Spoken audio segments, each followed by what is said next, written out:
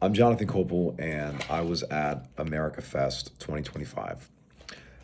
I'm making this video to expose some shocking information that I learned about while I was at TPUSA's AmericaFest, and I think people need to hear it.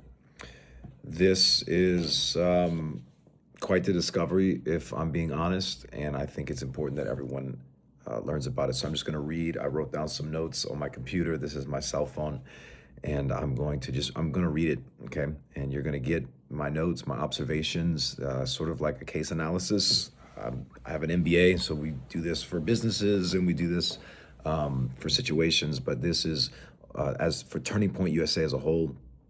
And yes, I'm just going to do it. So I'm not going to lie. I had no plans of coming to AmericaFest this year. It's been a long 5-year run for me, being a part of the TPUSA ecosystem. And I thought that maybe I would sort of move on from my involvement with the organization. Naturally, with time, life changes and we embark on different journeys. But, that's what I thought was the move. However, they killed Charlie on a live stream in front of the entire world. Like many people from around the USA, I was deeply troubled about what had happened, but I was even more troubled when I started to see podcasters and influencers that I have met over the years starting to cannibalize each other in an effort to set the record straight or seek out the truth, just ask some questions, all of those things. It started to get dark in the rhetoric, even that much more. I decided that I had to attend this year's America Fest to show love and support for people that have been there for me over the last few years when I was getting canceled, when I was a teacher going viral. And I also wanted to see for my own eyes what is happening at Turning Point USA.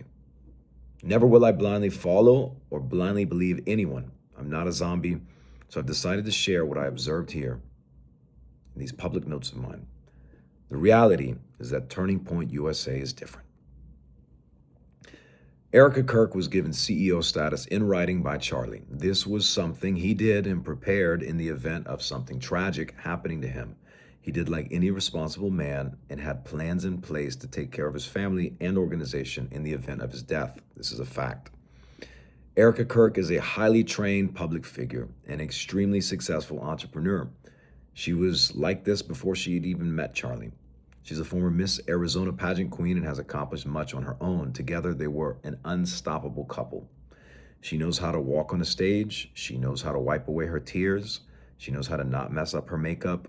This is something she's been trained to do over a lifetime. Kirk is grieving and coping with the loss of her husband and best friend, waking up each day and continuing the work of Turning Point USA.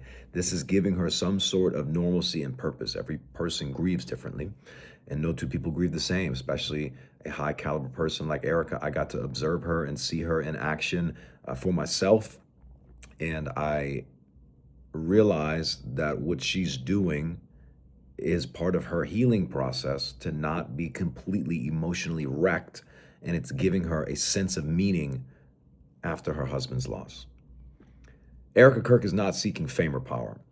She fulfilled all of Charlie's tour stops and media bookings for the year of 2025 as a way to honor her husband's last commitments and represent the work ethic that he is so well known for. All of the media appearances and all of the tour stops that she did, those were actually booked for Charlie, and she did that and promoted the book as he was already planning to do, just to represent her husband well. The TPUSA staff, let's talk about the workers. They're doing what they know how to do best. They are playing offense. Over 2 billion people have watched the Charlie Kirk Memorial Service due to their efforts. It's a lot of people. Turning Point USA staff is grieving deeply, but through working together and having camaraderie, they are feeling a sense of purpose in the pain. Working hard to continue Charlie's mission is something that is making the pain hurt a little less. The TPUSA influencer community is trying to figure out what side to pick. Influencers are confused. They're trying to manage their social media brands, their channels, and they're also caught in the crossfire of bigger influencers like Ben Shapiro, Tucker Carlson, Bannon, Candace Owens. You know the names. The TPUSA influencer community is also building new bonds with each other as a sense of humility that I have never seen at past events.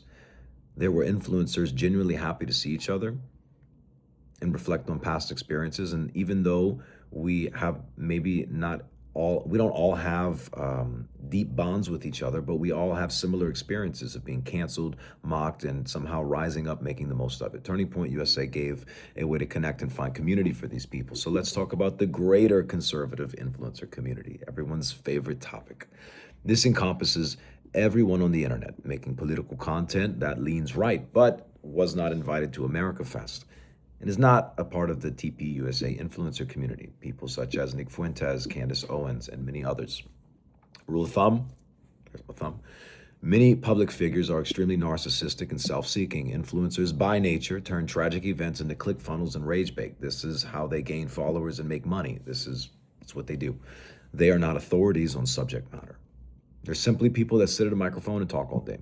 They don't usually do anything significant in real life that makes a difference within their communities. They are drama focused and always focused on extreme ideas. They, in my opinion, have lost their minds, and people don't have enough common sense to think otherwise. As in America, we have normalized having mental health issues, and we have also normalized following people that have cognitive decline. Just think about Joe Biden. If it can happen on the left, it can happen on the right. Tyler Bauer, extremely controversial name. I have seen Tyler Bauer over the last few years. A lot of weird stuff on the internet about him. And if I'm being honest, I've always thought he was weird and quite the flirt. The question of is he a Russian operative or is he a government plant? I have no evidence of that. I will say there are many individuals in the organization with good sense about them, and they would expose something like that if it were true. It's possible to be weird or to be strange, but it's also possible to simply be weird and strange. Some people are. And it is what it is. The TPUSA speakers, the ones who spoke on the stage, they're all individuals that represent their own brands and ideals, but share them at the events. This causes for debate and dialogue, and that's part of the whole AMFEST experience. All people have thoughts and opinions, but all thoughts and opinions aren't good. Quite a few speakers gave stupid, off-the-wall speeches. And let me reiterate the word stupid.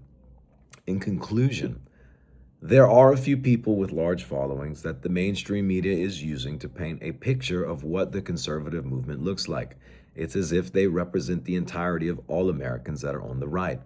These handful of elite influencers do not represent all people, and to be honest, the everyday average American is starting to be more grounded with reality. The overall messaging from Turning Point USA was the same. Love God, love your country, and love freedom. Everyone has a voice in the United States of America and is entitled to use it, regardless of anyone liking or agreeing with that particular voice. I'm Jonathan Copel, and this is my observation.